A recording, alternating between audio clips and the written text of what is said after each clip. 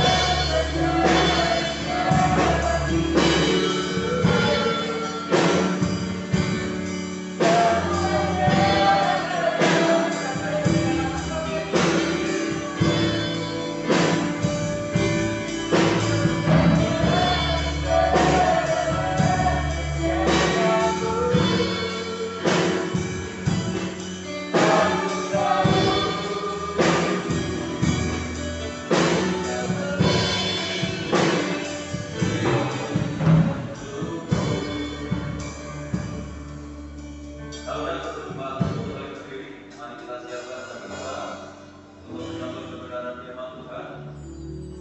Biarlah Tuhan menyatakan isi hatinya pada pagi hari ini untuk menuntun hidup kita sesuai dengan rencananya. Bapa Surgawi, kami bersyukur pada saat pagi hari ini. Kalau Kau izinkan kami untuk kami dapat memuliakan dan mengagungkan nama-Mu lewat pujian-pujian yang sudah kami persembahkan kepada Tuhan. Dan biarlah setiap persembahan pujian kami pagi hari ini boleh berkenan dan menyenangkan hati daripada Tuhan. Karena inilah yang dapat kami lakukan untuk hormat dan kemuliaan bagi nama-Mu. Dan selanjutnya kami siapkan hati kami, pikiran kami, bahkan segenap kehidupan kami untuk menyambut kebenaran firman-Mu. Mari Tuhan menyatakan isi hati-Mu, nyatakan rancangan-Mu lewat kebenaran yang akan disampaikan oleh hamba-Mu pada pagi hari ini. Terlebih pengurapan darah-Mu yang kudus dipernyatakan, baik hamba-Mu maupun kami sidang jemaat-Mu, supaya kami boleh bersama-sama menerima berkat daripada Tuhan lewat kebenaran firman-Mu yang menyatakan kepada kami saat ini. Terima kasih Tuhan, terima kasih. Hanya di dalam nama Tuhan Yesus kami berdoa dan ucap syukur. Haleluya. Amin. Silakan duduk kembali. Bapak Ibu Saudara yang dikasihi oleh Tuhan, saksikan shalom. Salam sejahtera di dalam kasih Tuhan kita Yesus Kristus. Hanya oleh karena anugerah dan kemurahan Tuhan, pagi hari ini kita masih diberikan kesempatan oleh Tuhan untuk kita dapat beribadah kepada Tuhan. Dan pada saat ini mari kita siapkan hati kita untuk menyambut kebenaran firman Tuhan yang telah nyatakan kepada kita menjadi landasan kehidupan kita, di mana kita akan melangkah hari-hari yang masih Tuhan sediakan dalam kehidupan kita. Dan firman Tuhan pagi hari ini akan disampaikan oleh Bapak Pendeta Muda Dr. Warno. Untuk itu waktu dan tempat saya sediakan. Sidang jemaat yang dikasihi Tuhan, saya sampaikan salam. Selamat pagi, Tuhan Yesus memberkati. Terpujilah nama Tuhan. Walaupun saat ini kita tidak bisa bertemu secara langsung di gereja, namun kita masih tetap bisa melaksanakan ibadah kita lewat YouTube yang sudah disediakan oleh pekerja-pekerja Tuhan di tempat ini. Baiklah, langsung saja kita akan belajar terus tentang firman Tuhan. Dan firman Tuhan pada pagi hari ini saya berikan tema membangun iman. Yang akan kita baca di dalam kitab Yudas pasal 1 ayat 17 sampai 21.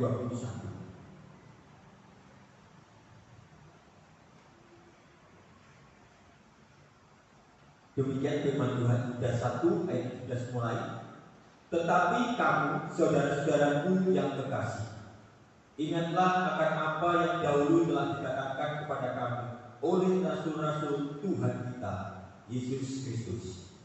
Sebab mereka telah mengatakan kepada kamu, menjelang akhir zaman akan tampil pengejek-pengejek yang akan hidup menuruti hawa nafsu kefasikan mereka. Mereka adalah pemecah belah yang dikuasai hanya oleh keinginan-keinginan dunia ini dan yang hidup tanpa Roh Kudus. Akan tetapi kamu, saudara-saudaraku yang dikasihi, bangunlah dirimu sendiri di atas dasar imanmu yang paling suci dan berdoalah dalam Roh Kudus. Peliharalah dirimu demikian dalam kasih Allah, sambil menantikan ramah Tuhan kita, Yesus Kristus, untuk hidup yang kekal. Amin. Puji Tuhan. Sidang jemaat yang dikasihi Tuhan, pagi hari ini kita diberikan nasihat agar kita terus membangun iman kita sampai menjadi iman yang berkenan di hadapan Tuhan. Di dalam ayat ini jelas dikatakan bahwa kita harus terus mengingat apa yang telah dikatakan oleh rasul-rasul Tuhan, apa yang telah dikatakan oleh setiap pengajar-pengajar di dalam firman Tuhan, supaya kita tidak melupakan firman Tuhan. Sebab di saat firman Tuhan itu terus ada di dalam hidup kita, yang menjadi panutan tuntunan di dalam hidup kita, maka kita akan menjadi orang-orang yang selamat di dalam akhir zaman ini. Di dalam ayat ini mengatakan bahwa sebab mereka telah mengatakan kepada kamu, ini pesan yang diajarkan oleh rasul-rasul Tuhan, yaitu menjelang akhir zaman. Memang hidup ini sudah zaman sekarang ini sudah dikatakan zaman akhir. Tetapi akhir dari akhir zaman ini nanti akan muncul pengejek-pengejek. Pengejek-pengejek ini akan mewujudkan dirinya sebagai orang-orang yang hidup menuruti hawa nafsu kefasikan mereka. Jadi pengejek-pengejek inilah nanti yang akan menjadi pengaruh di dalam kehidupan kita, yang akan menarik kehidupan kita supaya hidup kita itu jauh dari Tuhan, supaya hidup kita itu melenceng dari firman Tuhan. Sebab pengejek-pengejek ini tidak menginginkan hidup kita itu ada di dalam Tuhan. Pengejek-pengejek ini berusaha untuk menarik dengan berbagai tawaran-tawaran yang menyenangkan secara kedagingan. Jelas dikatakan tampil pengejek-pengejek yang akan hidup menuruti hawa nafsu kefasikan mereka. Secara manusia kita mempunyai keinginan, kita mempunyai kehendak, kita mempunyai emosi.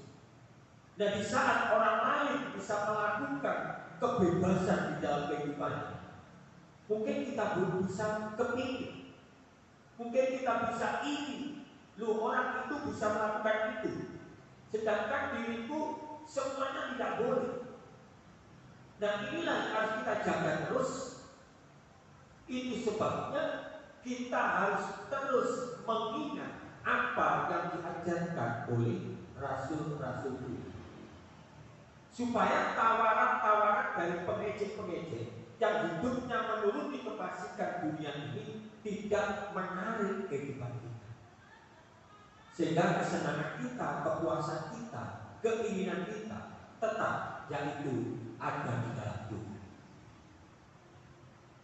Kita tidak bisa menutup mata, kita tidak bisa membohongi kenyataan bahwa kefasikan dunia itu kelihatan menyenangkan, asik dan sebagainya. Tapi itu kan sementara. Firman Tuhan mengatakan nanti seluruh isi dunia ini, baik langit, laut, semuanya akan lenyap. Tetapi firman Tuhan setitik pun tidak akan lenyap. Jadi kefasikan dunia ini sifatnya hanya sementara. Itulah yang harus kita tanamkan di dalam pikiran kita. Apa gunanya kita menikmati kesenangan hanya sesaat, tetapi ujung-ujungnya membawa maut. Jadi dikatakan di dalam ayat 19, mereka adalah pemecah belah. Ini yang harus kita sadari, bahwa tugas pengejek-pengejek zaman sekarang ini adalah untuk memecah belah. Memecah belah yang bagaimana? Macam-macam. Bisa memecah belah antara hidup kita dengan Tuhan, bisa memecah belah di dalam kehidupan rumah tangga kita, bisa memecah belah di dalam komunitas persaudaraan kita, dan sebagainya. Itulah tugas pengejek-pengejek, menciptakan kekacauan, menciptakan kerusuhan, tetapi diiming-imingi dengan keindahan-keindahan dan kenikmatan dunia. Puji Tuhan, kita terus diingatkan di dalam ayat 20, akan tetapi kamu saudara-saudara yang dikasihi, kita diharapkan akan tetapi kamu, yaitu bangunlah dirimu sendiri di atas dasar imanmu yang paling suci dan berdoalah dalam Roh Kudus. Di dalam kita memperhatikan pengejek-pengejek itu, tentunya kita tahu bahwa mereka itu tidak hidup selaras sesuai dengan firman Tuhan. Jadi kita tidak bisa tertarik dengan mereka, kita tidak usah iri dengan mereka. Tetapi ini yang harus kita lakukan, yaitu membangun diri kita sendiri di atas dasar iman yang paling suci.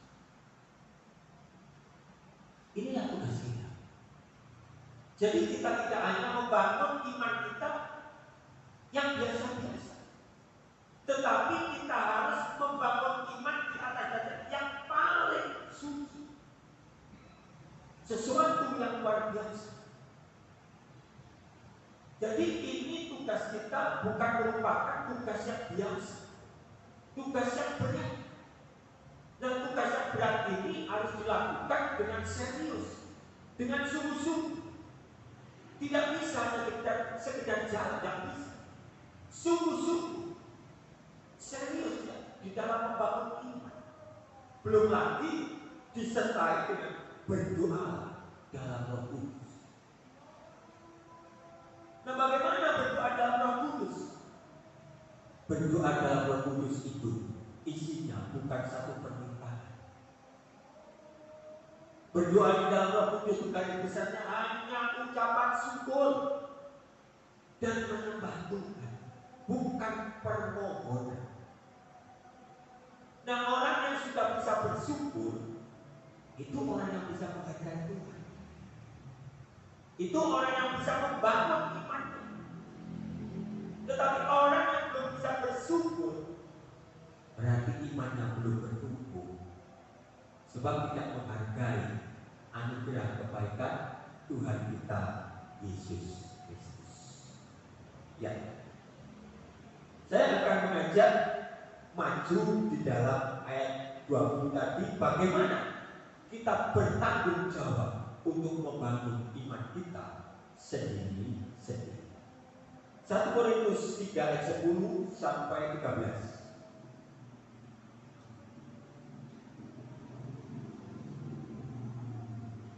Demikian firman Tuhan 1 Korintus 3 ayat 10.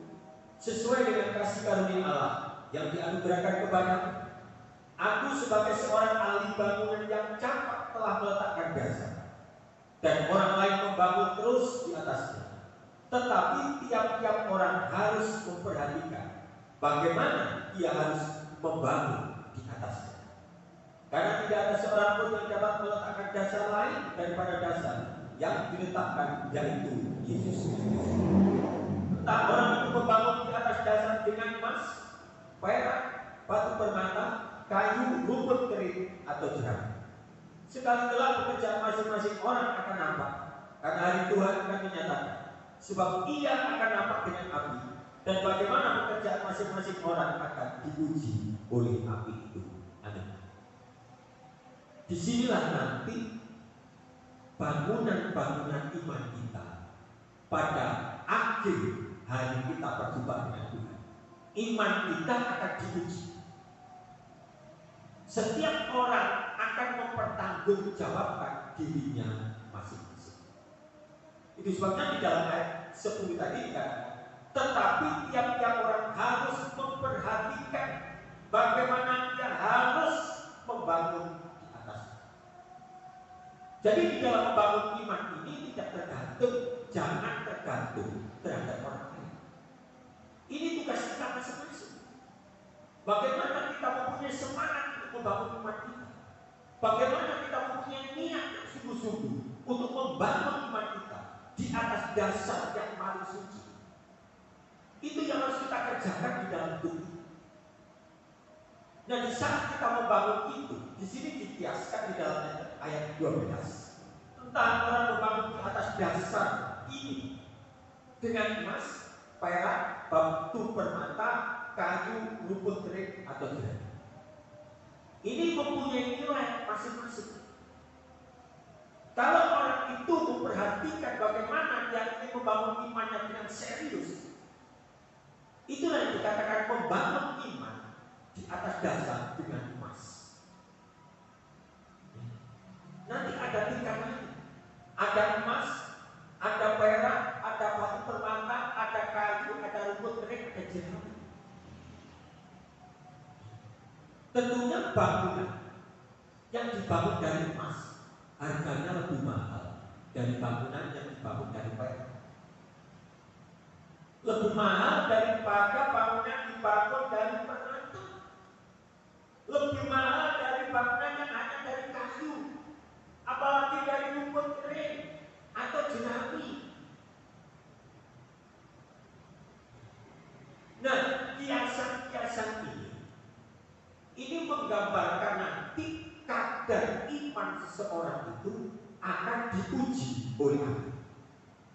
Katakan di dalam ayat 13, sekali kelak pekerjaan masing-masing orang akan nampak, akan kelihatan kemuliaannya. Karena hari Tuhan akan menyatakannya, sebab Ia akan nampak dengan api. Ya. Emas kalau diuji dengan api semakin murni. Sebab untuk memurnikan emas itu harus dibakar. Kotorannya nanti menyisir, emasnya menyisir, dibakar. Begitu juga perak. Tetapi kalau bangunannya itu dari kayu, begitu diuji dengan api, habis. Hanya caranya ada waktunya sedikit daripada rumput kering. Ya tadi dikatakan rumput kering. Kayu mungkin lebih tahan dari rumput kering. Dan lebih parahnya lagi kalau hanya membangun dari jerami. Parah.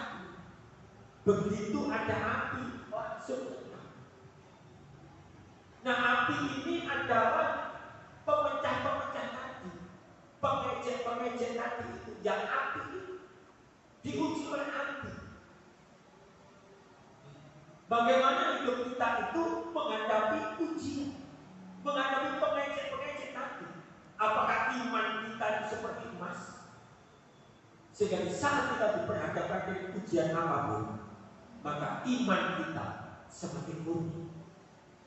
Kita tidak tertarik sedikit pun oleh keindahan dunia yang bisa menjauhkan kita dari Tuhan. Bukan berarti kita tidak boleh mengikuti keindahan dunia. Monggo silakan. Dunia yang indah ini diciptakan untuk kita nikmati, untuk kita rasakan. Tetapi ada aturannya. Ada cara-caranya bagaimana kita menikmati keindahan dunia ini. Tentunya kita harus menikmati keindahan dunia sesuai dengan aturan-aturan firman Tuhan. Karena banyak orang tertarik dengan dunia sehingga meninggalkan Tuhan. Itu tidak benar. Nah, saya tidak lebih jauh mengulas ke situ. Saya rasa saya cuma sudah tahu bagaimana keindahan dunia yang dilarang oleh firman Tuhan. Tetapi yang jelas, yang harus kita tekankan di dalam hidup kita harus membangun iman kita seperti emas. Diuji dengan apapun tetap semakin murni. Mungkin dengan keadaan ekonomi kita, mungkin dengan tawaran-tawaran yang menggiurkan, keindahan dunia tadi, mungkin dengan sakit penyakit, mungkin dengan persoalan-persoalan rumah tangga. Itulah ujian. Tetapi kalau kita mengingat di dalam Yudas 1 ayat 17 tadi, bahwa kamu harus terus mengingat apa yang diajarkan oleh rasul-rasul Tuhan, bahwa firman Tuhan itu akan meneguhkan iman. Kalau firman itu tetap tidak genggam di dalam genggaman kita, apapun yang akan menguji iman kita, maka iman kita akan keluar seperti emas yang murni.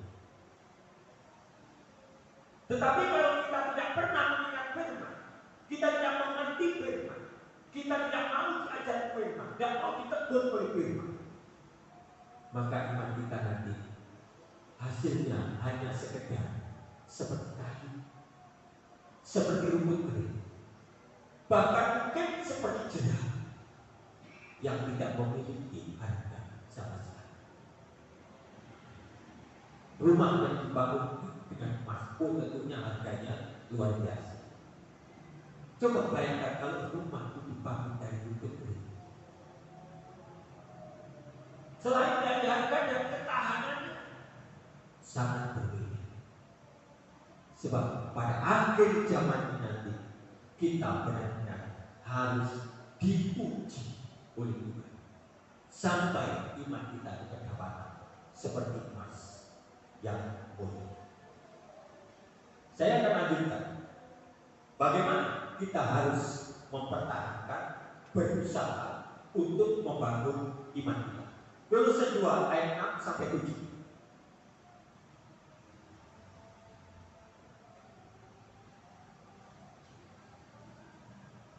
Kolose 2 ayat 6 sampai 7. Kamu telah menerima Kristus Yesus Tuhan kita. Karena itu hendaklah hidupmu tetap di dalam Dia. Hendaklah kamu berakar di dalam Dia dan dibangun di atas Dia. Hendaklah kamu bertambah teguh dalam iman yang telah diajarkan kepadamu, dan hendaklah hatimu melimpah dengan syukur. Bagaimana kita mempersiapkan iman kita untuk terus kita bangun?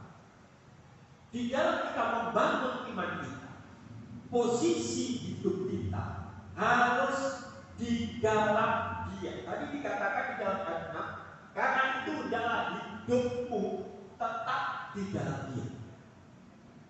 Jangan sampai hidup kita itu di luar Kristus. Sebab kalau hidup kita di luar Kristus, baik, nanti kita akan tahu bagaimana hidup di dalam Kristus, bagaimana hidup di luar Kristus. Nah, untuk menempatkan diri menjadi jemaat, menjadi orang-orang yang tetap ada di dalam Kristus itu, ayat 7 inilah yang harus dilakukan. Yaitu iman kita itu harus berakar. Iman yang berakar itu iman yang hidup. Tanaman yang hidup itu mengeluarkan akar. Tanaman yang mati tidak mungkin mengeluarkan akar. Nah, iman-iman yang bertumbuh, yang hidup inilah yang akan berakar di dalam Dia. Yang Dia ini besar, berakar di dalam Dia. Nah, akar inilah yang akan menopang kehidupan seseorang itu tidak akan goyah. Semakin akarnya ini kuat, semakin kuat orang diterpa oleh apapun, tidak akan keluar dari dalam Yesus. Karena akarnya kuat. Saudara mungkin bisa menanam bunga di dalam pot. Bagaimana bunga itu ditanam 1 minggu, hasilnya dengan bunga itu ditanam 1 tahun. Bagaimana bunga yang 1 minggu itu disiram dikit-dikit, tapi bunga yang 1 tahun itu disiram, dipupuk, dikelola dengan baik, nanti dapat cabut. Bunga yang dirawat dengan bunga yang tidak dirawat, coba nanti cabut. Tentunya bunga yang tidak dirawat ini, walaupun ditanam sama-sama 1 tahun, coba nanti cabut. Yang tidak dirawat gampang sekali cabutan, bahkan dia mati. Tetapi bunga yang dirawat 1 tahun, disiram dengan baik, dipupuk, diperhatikan, sulit mencabut. Akarnya kuat. Inilah iman yang tumbuh. Inilah iman yang dibangun oleh firman. Iman yang benar-benar seperti emas, menghasilkan akar yang berakar di dalam Dia, dibangun di atas Dia. Ya. Jadi hidup kita itu segalanya berdasarkan Dia. Di atas Dia, menempatkan Tuhan sebagai Tuhan yang sesungguhnya. Jika Kristus di dalam hidup kita itu benar-benar menjadi Tuhan, bukan kita yang menjadi Tuhan di dalam hidup kita. Sehingga seringkali kehendak Tuhan, keinginan Tuhan itu kita pakai, kita tabrak. Kenapa? Karena bukan Tuhan yang hidup di dalam hidup kita, tetapi kehendak kita sendiri, egois kita, keinginan kita. Itu yang seringkali berjalan. Sehingga seringkali Tuhan tidak ada di dalam hidup kita sebagai Tuhan yang sesungguhnya. Bertambah teguh di dalam iman. Bertambah teguh di dalam iman ini ada 1 tahapan. Jadi nanti ada hasilnya. Bagaimana keadaan orang ini hari ini dengan bagaimana jemaat ini 1 bulan yang akan datang. Ada progres, ada pengembangan, ada pertumbuhan. Jadi menjadi 1 kesatuan, berakar di dalam Dia, dibangun di atas Dia, bertambah teguh di dalam iman. Jadi imannya itu dibangun dan benar dan kuat. Sehingga kecintaannya di dalam Tuhan itu menghasilkan hati yang melimpah dengan syukur. Melimpah dengan syukur itu mudah untuk diucapkan, tetapi sulit untuk dilakukan. Yang mudah, segala sesuatunya orang bisa bersyukur itu tidak mudah. Kalau pas keadaannya itu menyenangkan, oh gampang orang bersyukur. Coba kalau kondisinya itu serba sulit, serba rumit, serba ada masalah, bisa nggak melimpah dengan syukur? Bisa nggak perkataannya itu ikhlas? Tidak ada dusta, tidak ada kebohongan, tidak menciptakan perkataan-perkataan yang menyinggung orang lain. Jadi melimpah dengan syukur ini bukan sesuatu yang mudah. Itu sebabnya dikatakan, diletakkan di paling akhir. Ini hasil dari orang yang berakar di dalam iman. Ini hasil dari orang yang mau dibangun di atas dia, orang yang bertambah akun di dalam iman. Orang yang model seperti inilah nanti orang yang selalu bisa bersyukur kepada Tuhan dalam keadaan apapun. Saudara, sekali lagi saya katakan, untuk mengucap syukur itu membutuhkan kekuatan, membutuhkan kekuatan. Sehingga di dalam menghadapi apapun, orang ini akan sadar bahwa mengucap syukur itu adalah perintah firman yang paling baik. Jadi mengucap syukur ini bukan hanya sekedar kata-kata, oh ikut-ikutan, tidak.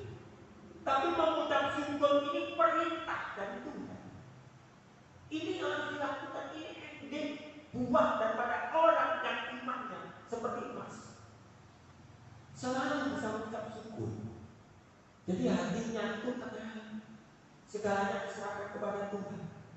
Ada persoalan serahkan kepada Tuhan dulu, nggak bertindak, nggak emosional, nggak melakukan yang tidak. Tetapi di dalam menghadapi persoalan diserahkan dulu kepada Tuhan, bersyukur dulu pada Tuhan. Nah disinilah makanya terjadi iman-iman seperti emas, yang itu orang yang bisa melimpah dengan syukur. Jadi mengucap syukur ini bukan sesuatu yang biasa-biasa, tidak. Ini perintah firman yang penting, menunjukkan karakter bagaimana orang Kristen itu tidak terbakar oleh pengejek-pengejek tadi. Yang pengejek-pengejek tadi sudah dikatakan, dia adalah pemecah belah. Kalau saya diizinkan ada masalah dengan istri saya, kalau saya tidak bisa mengucap syukur, disitulah pengejek-pengejek akan berhasil memecah belah saya dengan istri saya. Itu contohnya. Kalau saya ada masalah dengan Mas Andika, tetapi saya tidak bisa menyelesaikan dengan ucapan syukur, disitulah pengejek-pengejek tadi berhasil memecah belah antara saya dengan Mas Andika. Itu yang harus kita sadari. Dan pengejek-pengejek itu datangnya saat-saat ini. Ingat, apapun yang akan kita hadapi, kalau itu tidak sesuai dengan keinginan kita, di situ ada roh pengejek yang ingin memecah belah kehidupan kita dengan siapapun. Kita harus sadar. Dan kita jangan kalah. Kita jangan kalah. Kita harus dekat dengan Tuhan, karena ini harus hidupmu tetap di dalam Dia. Kalau itu kita tidak di dalam Dia, di saat kita menghadapi persoalan, mungkin kita bisa melakukan yang tidak, ngomong yang tidak, atau mungkin nulis yang tidak di medsos dan sebagainya. Zaman sekarang ya, meluapkan emosionalnya. Nah, mari kita kepada kasih Tuhan. Semakin hari kita harus bisa membangun iman kita berakar dengan kuat seperti emas. lanjut sedikit, bagaimana supaya hidup kita tetap di dalam dia. Ini gaya hidup yang di dalam dia. Efesus 2 ayat 12. Bahwa waktu itu kamu tanpa Kristus tidak termasuk keluarga negara Israel dan tidak mendapat bagian dalam ketentuan-ketentuan yang dijanjikan, tanpa pengharapan dan tanpa Allah di dalam dunia. Di saat kita ini keluar dari Kristus, tidak di dalam Dia, maka kita tidak memiliki pengharapan apapun di dunia. Dikatakan tanpa Allah, itu artinya kita keluar dari akhirat kita. Itu sebabnya bagaimana pentingnya kita bersekutu terus menempatkan diri di dalam Tuhan. Sehingga apa yang dikatakan di dalam Yakobus tadi, apa? Di dalam kamu berdoa di dalam Roh Kudus. Ya, itu Lukas 1 ayat 20, ayat 21. Ya. Ditutup dengan berdoa di dalam Roh Kudus, yaitu menempatkan diri di dalam Kristus terus. Sebab kalau kita di luar Kristus, maka di dunia ini kita tidak memiliki Allah. Ini yang bersama dengan 2 Yohanes 1 ayat 9. Kita baca 2 Yohanes 1 ayat 9. Setiap orang yang tidak tinggal di dalam ajaran Kristus, tetapi yang melangkah keluar dari situ, tidak memiliki Allah. Barang siapa tinggal di dalam ajaran itu, ia memiliki Bapa ataupun Anak. Di saat kita melanggar firman, maka kita keluar dari ajaran Kristus. Tetapi di saat firman itu menjadi gaya hidup kita, itulah yang dikatakan kita ada di dalam Kristus. Dan ini yang kita jaga. Ini yang dikatakan kita harus membangun iman kita di atas dasar yang paling suci. Jadi ini harus kita pegang terus. Bagaimana kita membangun iman kita sendiri-sendiri? Ya. Di dalam keluarga mungkin ada beberapa jiwa, tetapi setiap jiwa harus bertanggung jawab membangun imannya sendiri lewat ajaran-ajaran dari hamba Tuhan. Dan bagaimana kita belajar secara pribadi, bagaimana kita melihat teladan-teladan orang lain, dan itu kita terapkan. Firman itu kita terapkan di dalam hidup kita, sehingga kita harus tetap ada di dalam Dia. Sebab orang yang ada di dalam Dia, ini adalah orang yang akan memiliki harapan. Ayat yang terakhir, Roma 8 ayat 1. Demikian sekarang tidak ada penghukuman bagi mereka yang ada di dalam Kristus. Inilah sukacita kita. Inilah kebahagiaan di dalam hidup kita. Di saat kita terus menempatkan diri di dalam Kristus, dinyatakan oleh firman Tuhan tidak ada penghukuman lagi. Ini artinya nanti kita akan bersama-sama dengan Kristus di dalam kerajaan surga. Inilah kebahagiaan. Ini yang kita pertahankan. Jangan sampai penghukuman yang sudah pembebasan penghukuman yang sudah dianugerahkan oleh Tuhan ini menjadi sesuatu yang jelek lagi. Tapi kita pertahankan. Nah, bagaimana caranya kita mempertahankan? Yaitu kita harus bertanggung jawab secara pribadi, membangun iman di atas dasar yang paling suci, sampai iman kita teguh berdiri seperti emas yang mulia. Sehingga pengejek-pengejek yang dikatakan sebagai roh pemecah belah itu nanti tidak akan mempengaruhi kita, tidak akan merusak keimanan kita, tetapi kita harus mengalahkan dia oleh kekuatan firman yang hidup di dalam hidup kita. Dan inilah yang harus kita kerjakan di dalam akhir zaman ini, untuk kita terus berada di dalam Dia, agar kita menjadi orang-orang yang memiliki janji kerajaan surga. Amin. Tuhan Yesus memberkati.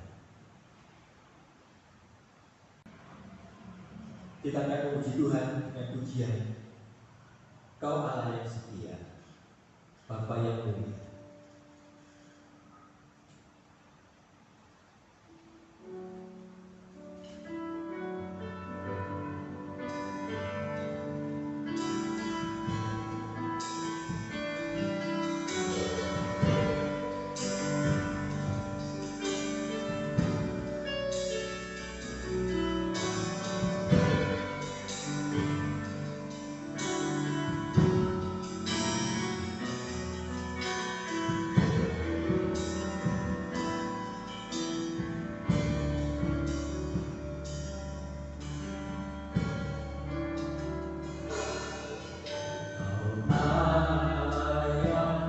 setia.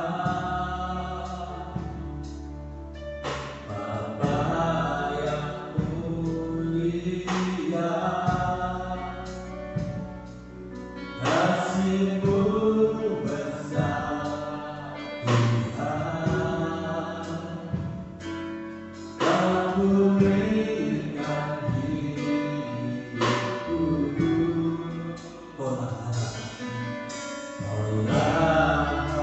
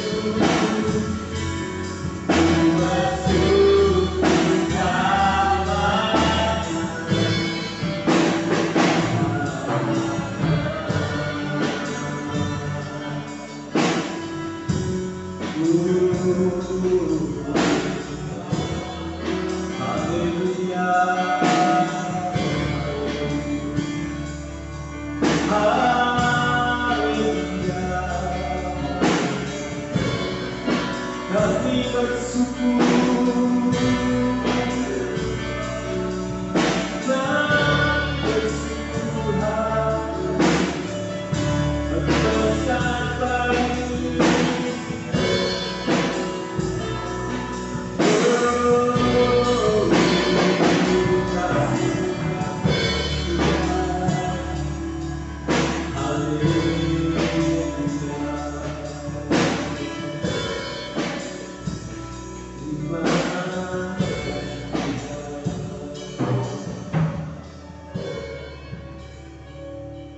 Terima kasih Tuhan,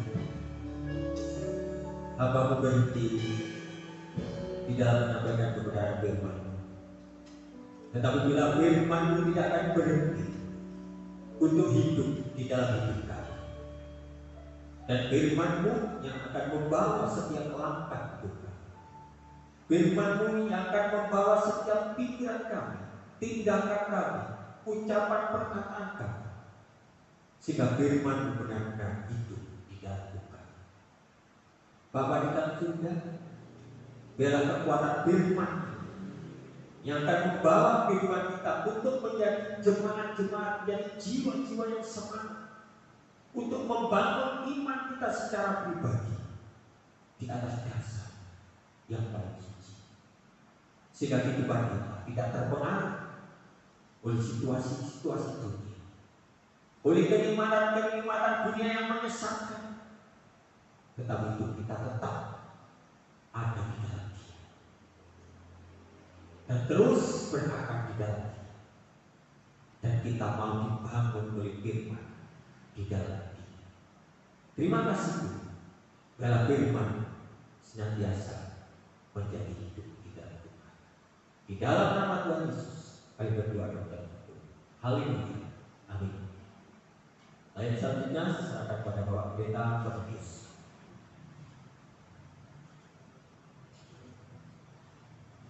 Bapak Ibu, saudaraku yang dikasihi oleh Tuhan, beberapa hal yang perlu kita perhatikan.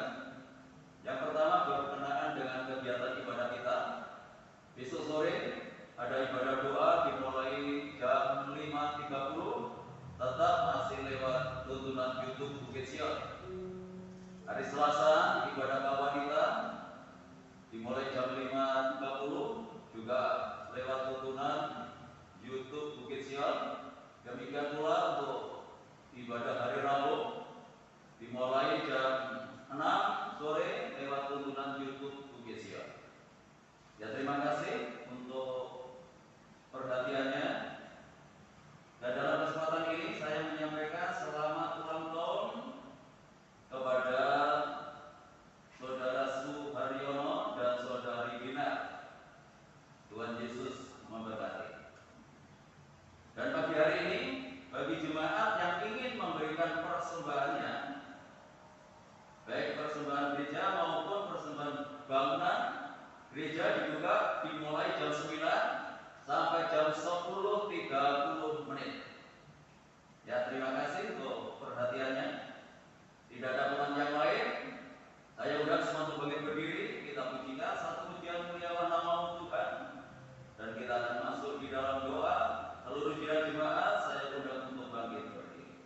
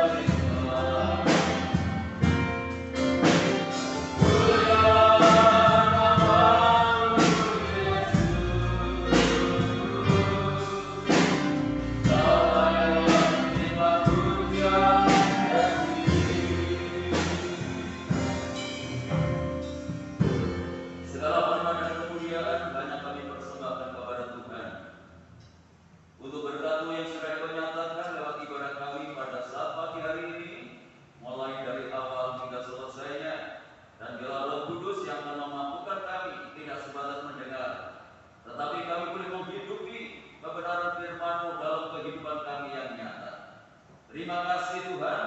Selanjutnya kami menyerahkan untuk pergumulan Bapak Ibu kami yang berkenaan dengan kondisi kesehatannya. Kami tetap berdoa untuk kesehatan Ibu Gembala, Ibu Darmiasih, Ibu Yaya, Ibu Nistia, untuk Saudara Antonio, Saudara Suherno, demikian pula untuk Saudara Bapak Andi maupun Tante Bansi ke dalam tanganmu, maupun saudara-saudara kami yang lain yang masih berkumpul dengan kondisi kesehatannya. Kami serahkan semuanya ke dalam tanganmu.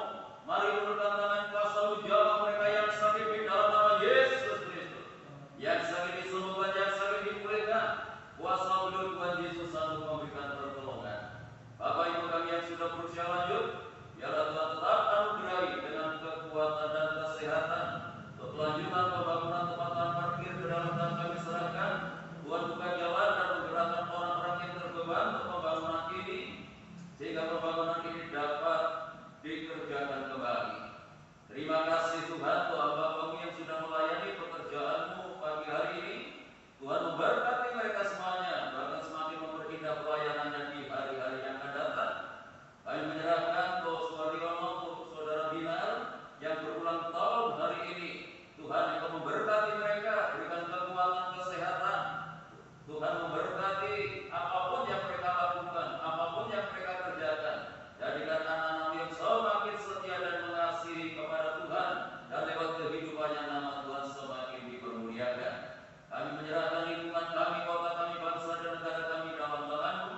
Tuhan berkati dengan ketenangan, kedamaian dan kesejahteraan Bapak Presiden bersama wakil dan jajarannya. Demikian pula